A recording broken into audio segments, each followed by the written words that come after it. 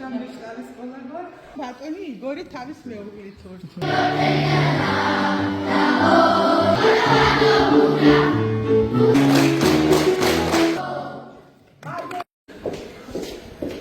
შერჩევაში ხმარები ბავშვებს ამონახეთ, რომ აი ამ დაღლილი ეს რეჟიმის შემდეგ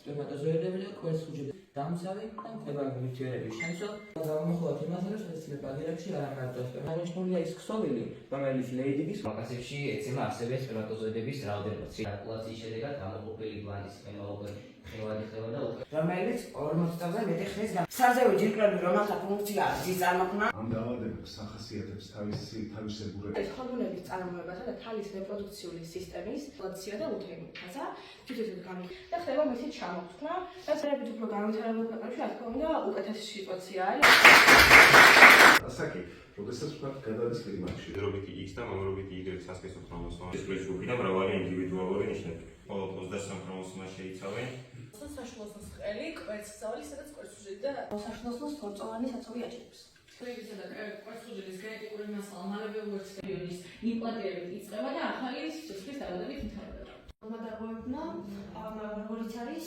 ქორიალის ფორმირება და ნორმალური ემბრიო. ამიტომ გამოდის 43-იანობრივი რეპროდუქციულ ტექნოლოგიებზე, კერძოდ სურგაციაზე. მოდებულია ის საყოლის განვითარებაზე. სულობა მშობიერობა ქალის შამის შემდეგ ემბრიონი გადაიტანება სურგათი დედის საშუალოს. ნაყოფის ჯანმრთელობაზე. საშუალოსნოზე მრავალი კვანძები. ეს არის წინამორბედი სიტუაცია, აი ძალიან კარგად ჩანს.